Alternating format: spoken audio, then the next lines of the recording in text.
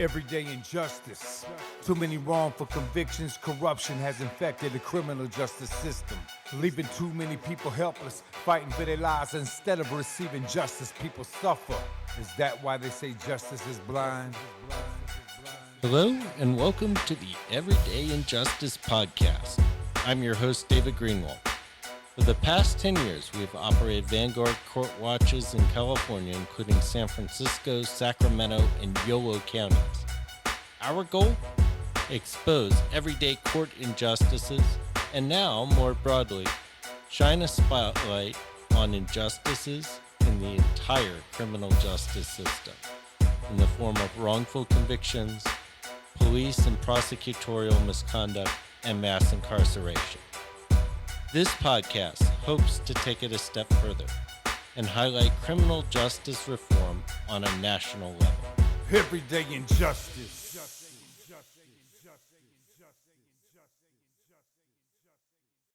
Today on Everyday Injustice, we have Raymond Strawn III. Welcome to our show. Thank you for having me. So I understand that you have a pretty incredible story to tell. When did everything happen for you? So I was wrongfully incarcerated between December 18th, 2001 to February 4th, 2002. And where did this occur? I was living in Poston Hill, New York. So it was like Rensselaer County. And so tell us briefly kind of what happened leading up to the arrest. I think one factor that's important is I went to high school in Stockton, California, and I moved to New York a week before 9/11 happened. So obviously going to school in New York after 9/11, things are a little heightened. And the other thing that made it another factor I think that was important is I actually didn't start school right away. In California, they started school in August. New York starts school after Labor Day. And I couldn't enroll right away. So my dad was upset about that and homeschooled me for about a month or so. So I started a new school during the middle of the school year. So that made me stood out more. And then my appearance, I was probably the only Asian kid in my high school. The way I dressed, shaved my head, I definitely stood out in my high school. And the other factor is in California, the things that I was taught my freshman and sophomore year, they were teaching my junior and senior year in New York. So I already knew half the material. So some of my teachers allowed me to listen to music with my headphones and write in my notebooks. I wrote short stories, poems during class. So a lot of students were like, hey, why are you so special? Why are you allowed to do this? And obviously I'm from California, again, the only Asian kid from the high school. So a lot of people came up to me. I shared my notebooks, wrote a lot of dark stories, mental health issues, suicide, depression. Obviously after 9/11, there was talks about going to war. So I had stories about that. And that's kind of like the setup to me moving there. And then the incident that the police were trying to figure out happened in November. Speaking to 3 freshman girls in my music class, again, they're like, oh, you get to do all these cool things, you get to listen to music in class, shared my stories. One of the girls seemed interested, so she asked me what was the next story I was working on. I explained to her that in the hallways, they have, I forget what they're called, like drills for what happens if there's a bomb threat. And I told her, I thought it was idiotic that we have a blueprint for people who want to inflict massive damage on what to do. They can just say, oh, there's a bomb threat, we all go into this building, they blow up that building, they'll kill everybody. I was like, this is kind of dumb. So I told her I was going to work on a story about that. And right when the bell rang for the class to end, her friend was like, oh, are you going to do something like that? And I told her, no, I would never do anything like that. And in my opinion, we're kind of like a little flirting. So I mentioned if anyone tried to do anything like that, I would save you guys.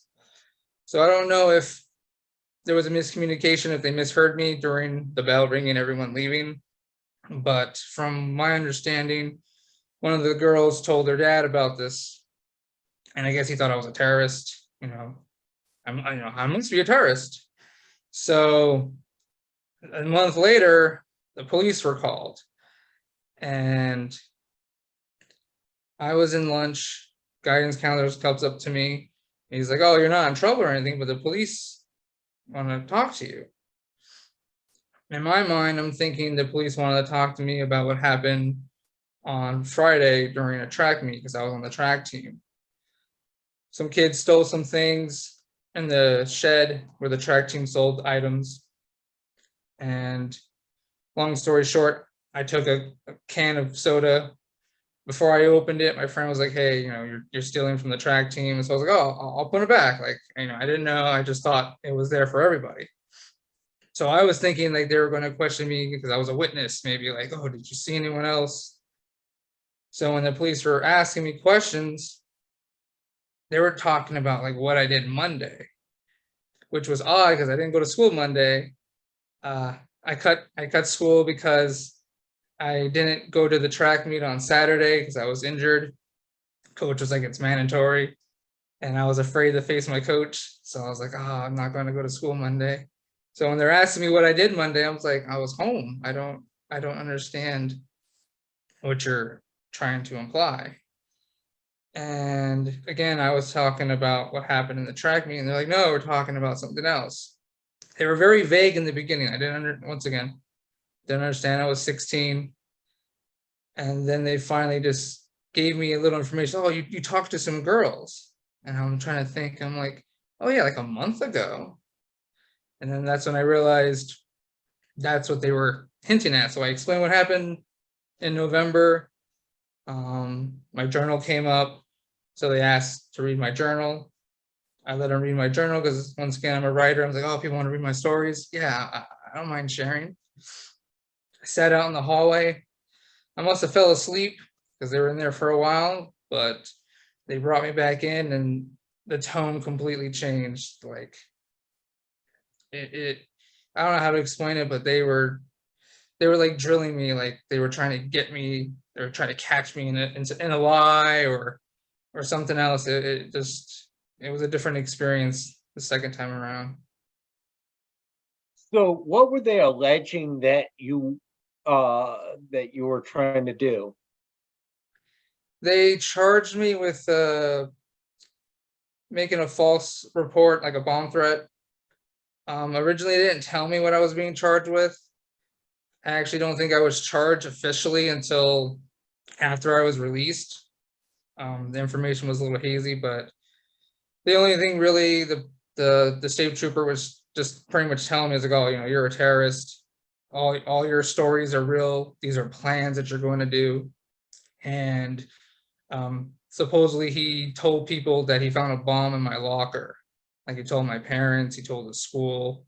Obviously, there was no bomb, but for whatever reason, that's what he was telling people. So at what point did they actually arrest you? Like how long passed between uh when they first questioned you and when they eventually arrested you?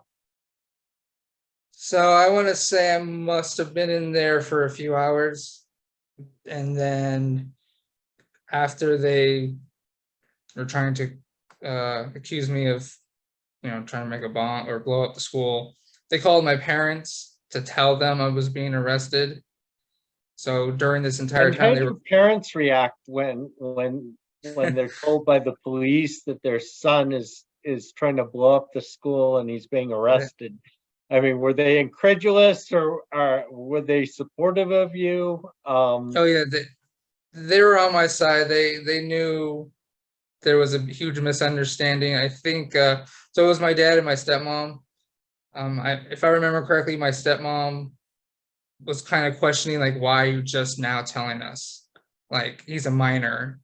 You should have informed us. You were questioning him before all of this happened." Like she seemed more upset about that they found out towards the end, not towards the beginning. But Yeah, yeah, it seems they strange handcuffed. that I mean, at any point did they tell you, Do you want a lawyer? They never read me my rights. I didn't. This is my first time really speaking to the police. My initial thought was I was trying to help. I was like trying to figure out what happened with the incident of the track team, and then they were asking about the girls, talking to the girls, which I had no idea why they were asking me.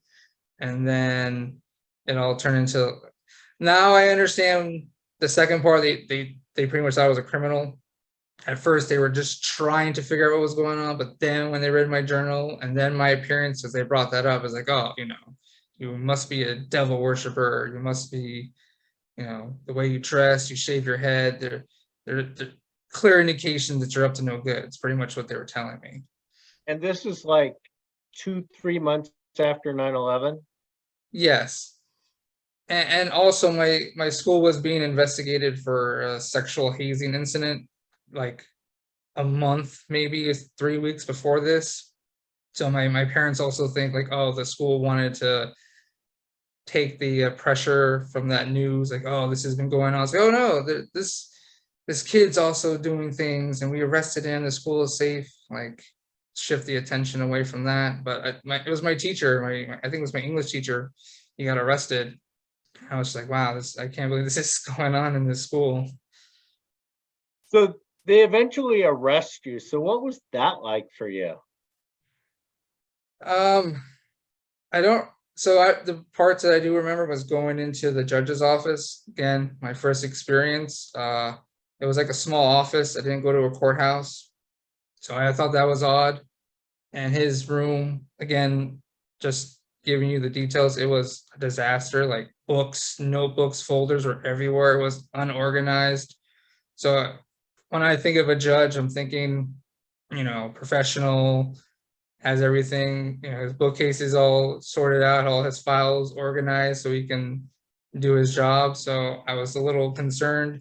It's like, wow, this is a mess. And pretty much right when I sat inside the office, the judge is running around from room to room getting changed because I guess an aunt or a cousin got into a severe accident. I don't know if it was life-threatening, but it sounded like it was urgent.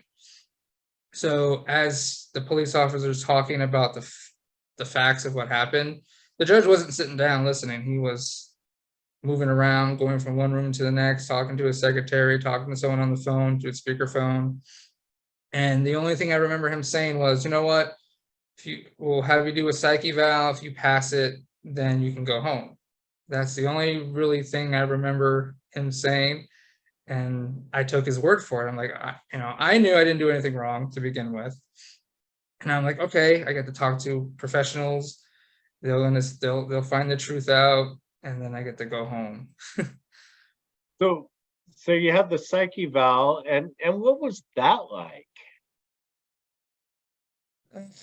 It was two gentlemen interviewing me. Again, I'm very open and honest. They asked me questions, I answered it. It wasn't too horrible, but at the same time, I'm thinking I get to go home because I'm telling them the truth. And they ruled, I'm not sure, like they documented that I wasn't a danger to myself. I wasn't suicidal. I wasn't dangerous to others. I wasn't homicidal. But they're like, we do have concerns about your mental health. We recommend you do therapy and whatnot after you get out. So I'm like, okay. And again, I'm thinking I get to leave soon, and that that didn't happen. Wow. So so what was it? How long were you in jail? 48 days. And at what point did you actually, for the first time, talk to an attorney? I want to say I had a preliminary hearing Christmas Eve. I do believe I spoke to my attorney before that, and he told me he was a divorce attorney, never done a criminal case in his life. He pretty much said, you're going to lose if we go to trial. I have no experience, just plea. That was his advice. And how'd you end up with a divorce attorney? Because my dad was a pastor. He couldn't afford an attorney. My stepmom was a waitress, so I'm assuming that was a public defender. And in my opinion, I think everyone knew I was innocent, and they were trying to cover up their mistake. So they tried to do everything possible to make sure I pled to something. So they're like, all right, divorce attorney, you're his public defender. Go make sure he takes a plea so we can make this go away. That's my opinion. And describe what it was like for you in the jail. How were you treated, and what happened? So one thing I do remember, like it just happened. I finally see the jail. So I'm on the passenger side. The jail's to the right of me. I look over to my right and I see the building, and a tear rolls down my eye. And the state trooper who arrested me, he's like, "There's no need to cry. This is your home now. Like, it's like, don't cry about it." But when they when they did their intake, the guard whispered in my ears, "We're going to kill you in your sleep. We're going to kill you," because they thought I was a terrorist. And another guard comes in with like a canine dog, and it's being like aggressive, like barking, and I don't know how else to explain it, but it seemed like, my words, like a vicious dog, like it's going to tear me to shreds. And they're joking, it's like, "Oh, let the leash go, let the leash go, let the dog have at him." And then the other guy's like, "Yeah, when you're sleeping, we're going to send this dog after you, and it's going to f you up, and you're going to die. Call me a piece of shit," and stuff like that. The guards did do illegal strip searches while I was incarcerated. There was a settlement that other inmates, I'm not sure who started the lawsuit. I just got a letter saying, the jail did illegal strip searches during your incarceration. Here's $1,000. So they were doing that. At the time, I didn't know it was illegal. But most of the guards, like I said, they threatened to kill me, made jokes about it. I've had one guard that was nice to me. When I first got into the processing, they never gave me a change of clothes, no toiletry, no anything. So when I had to go to court for Christmas Eve, I haven't showered, I haven't used deodorant, I had no change of clothes.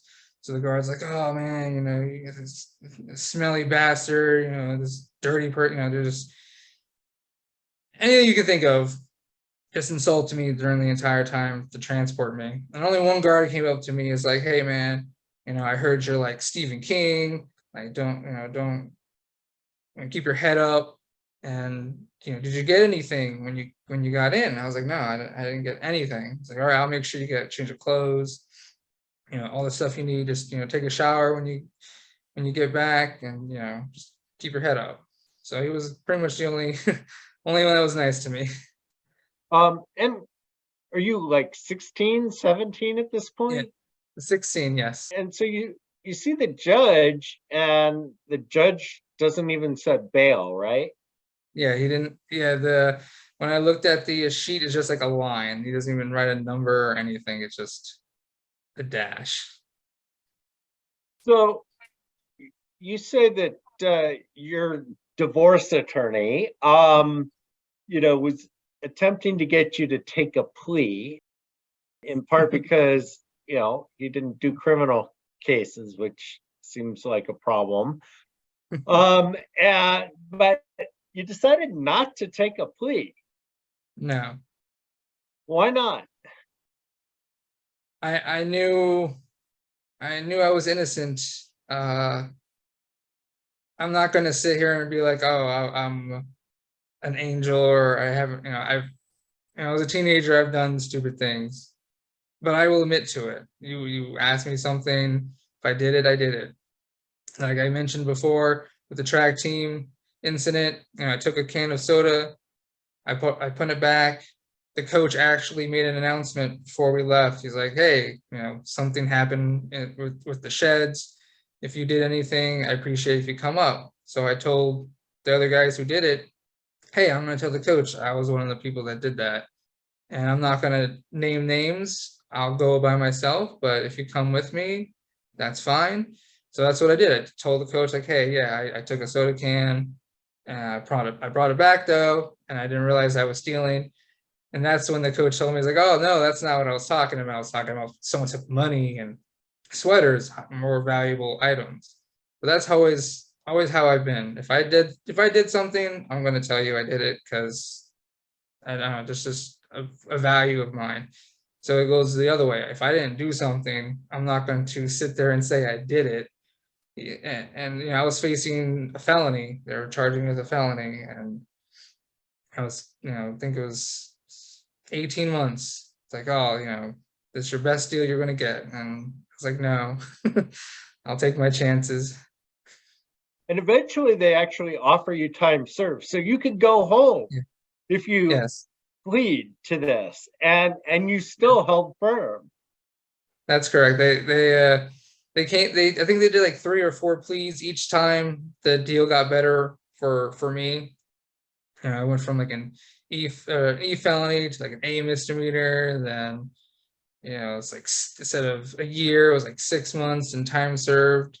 And when I spoke to other professors about my case, some of them were prosecutors or retired prosecutors, and they're like, just that information right there, they told me, I can already tell you the prosecutor knew you were innocent. No, the later the case goes on, the worse the deal is for the defendant. The more time a prosecutor puts onto a case, they're like, I put all this time, now the deal is going to be worse. The best deal is always the first deal. So they always told me, like, I can tell from your story that they knew you were innocent and they're just trying to cover it up because they've never done that before. And even though they're like, yeah, you can go home today, you just plea, you just get a misdemeanor. I forgot what they were, at the time, I didn't care, but like, oh, you can still vote. Like certain things they said, oh, because it's not a felony, here's all the pluses you get. And I'm thinking, but I still didn't do this. I'm going to go to trial. And my attorney always told me, he's like, you're going to lose. And I'm like, I'll take my chances. So tell us about the trial. So the trial, the main thing that I remember was testifying. It was a bench trial.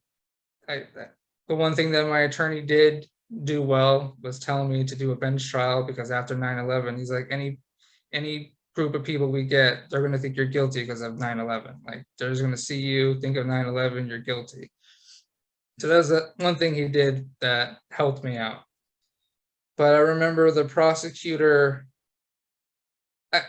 So to be honest, I didn't know I wanted to be an attorney during all this. It's something that happened years later. But this was like the first sign, like, this is something I could have done looking back.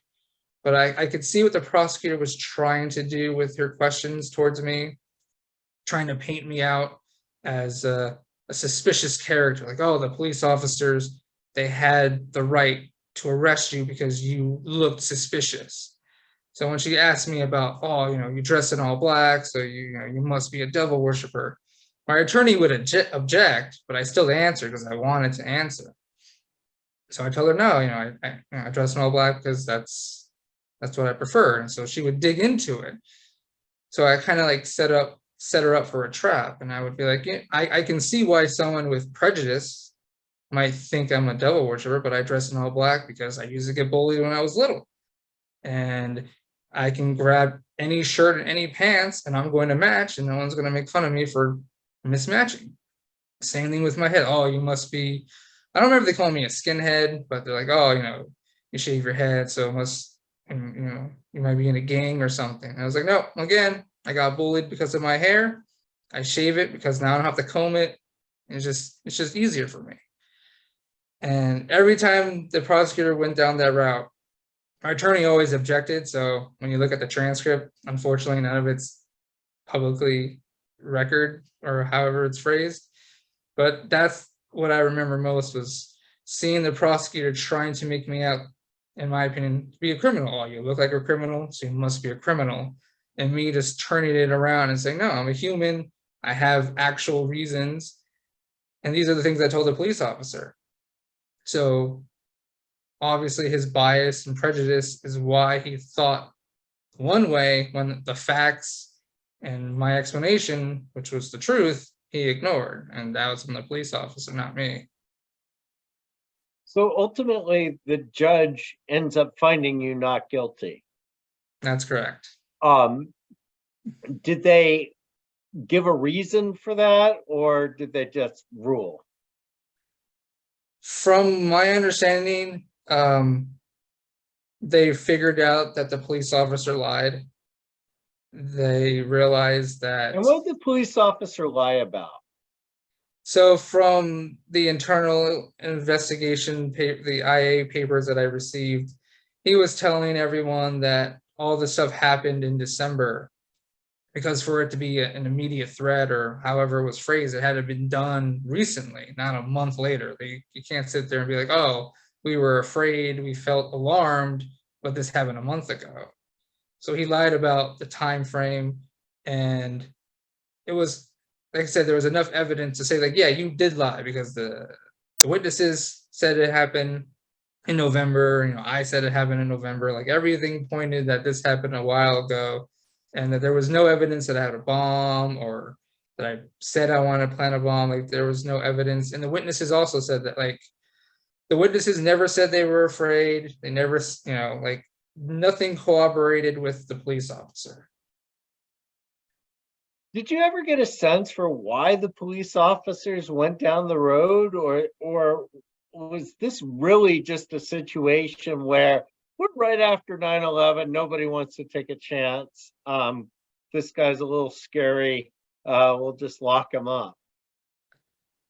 I think it was because of my skin color after 9/11, and to be honest, I also think the police officer didn't like my answers, because I always had an explanation, once again, which was true. It wasn't like I was making it up, but I pretty much was calling him racist to his face without saying that you're a racist, and I don't think he liked that. So in retaliation, he just threw me in jail.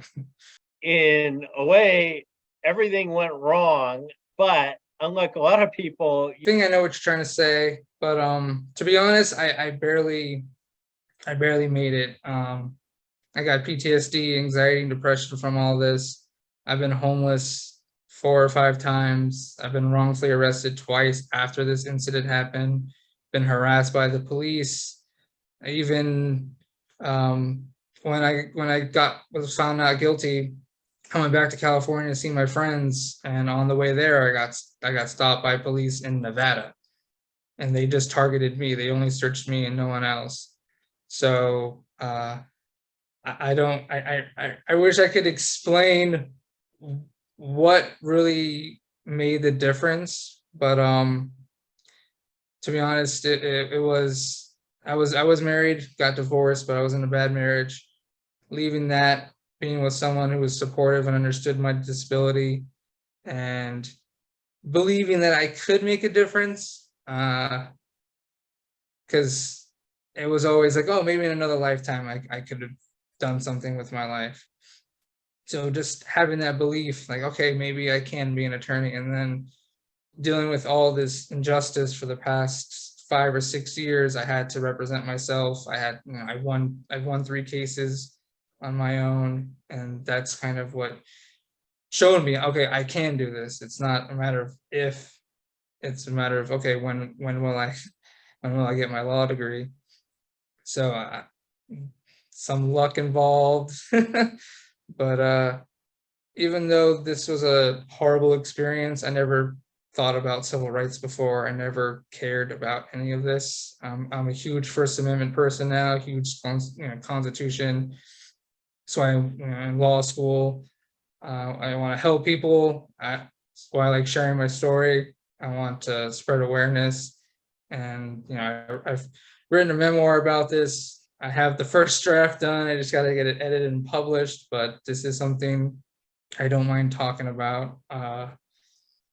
But in a way, how I look at it is these people wanted to do injustice towards me, And now all they did was make someone who's passionate about social justice and who wants to fight against it. So in the end, they kind of lost, because now I'm on I'm on the right side, and I'm going to do everything I can to ensure this doesn't happen to anyone else. So at what point did you decide you wanted to go to law school? uh, it's kind of a funny story. So my girlfriend in New York, when we were together, she wanted to go back to school, so she had to take like an entrance exam to see like how far removed, because she's been out of high school for a while. So she didn't do very well. She had to take like prereq courses. So she was upset about that. And me being 5 years older than her, I was like, look, I'll take the test and I'm going to do worse. So I only really took the test to try to make her feel better. So when I went to the community college, I almost got a perfect score on the reading comp, and I scored really high on math. So the test proctor was like, are you enrolling here? And I was like, I had no intentions. I was like, no. And he's like, you scored really high. You should consider it. So my plan was I was going to go into human services, get my major in that. If I can't handle college, I'll go ahead and be like a high school sports coach, because I played baseball, ran track, played football in high school. But the ultimate goal was being an attorney. But I didn't know if I could handle going to school with my disability. I felt like I was too old, not smart enough. So when I got a 4.0 in my first semester, and having a professor tell me I wasn't going to be able to graduate because of my disability, it kind of made me want to prove her wrong. And I said, you know what? And none of these backup plans. I'm just focusing on going to law school. I changed majors to individual studies, focused on political science. I ran for president of student senate for the community college there, and got elected. And the professor that I had issues with, I talked to the dean, and I did stuff as president to ensure like she didn't treat students like that anymore. But it's kind of weird, but it seems like chaos and adversity is what made me thrive. So instead of putting me down, it just made me want to do more. And that's kind of how that happened. And so where are you now? I'm in San Francisco and I'm enrolled at a UC Law SF. And when did you start? We just did a first week of orientation this week. So first day of the class is Monday. Wow, what a story. So we'll have to come back in 5 years and see where you are after you published your book and after you passed the bar. I would be glad to come back. This is I listened to a few of your episodes, and I'm really glad you guys do what you do. I think it's important. There's so much injustice going on. When I lived in New York, it's like a small town, even though they call it a city. But they talked about how, there's no issues with the police, there's no injustices. And I had to speak in a public hearing and be like, hey, sorry to tell you this, but there are things going on here that you're not aware of. Racial profiling, police harassment, whatever you want to call it, it is going on here too. It's not just major cities, everywhere there's injustices. And I think people need to realize that it can happen to them. It can happen to their loved ones, no matter where you are in the country, it can happen to them. All right. Well, thanks, Raymond, for coming on and telling your amazing story. Well, thank you for having me again. This has been Everyday Injustice. We've been talking with Raymond Strawn III, who was for 48 days as a 16-year-old was wrongly incarcerated, but he was acquitted, and now he's going back and going to law school at UC San Francisco. So we wish him well. This has been Everyday Injustice. I'm your host, David Greenwald. Join us again next time for more tales from the injustice system. Thank you to George Powell and Norman Mousequake Barrett for the use of our opening, Everyday Injustice. You can see more of George's music at www.justiceforgeorgepowell.com. That's Justice for George Powell, all one word, .com.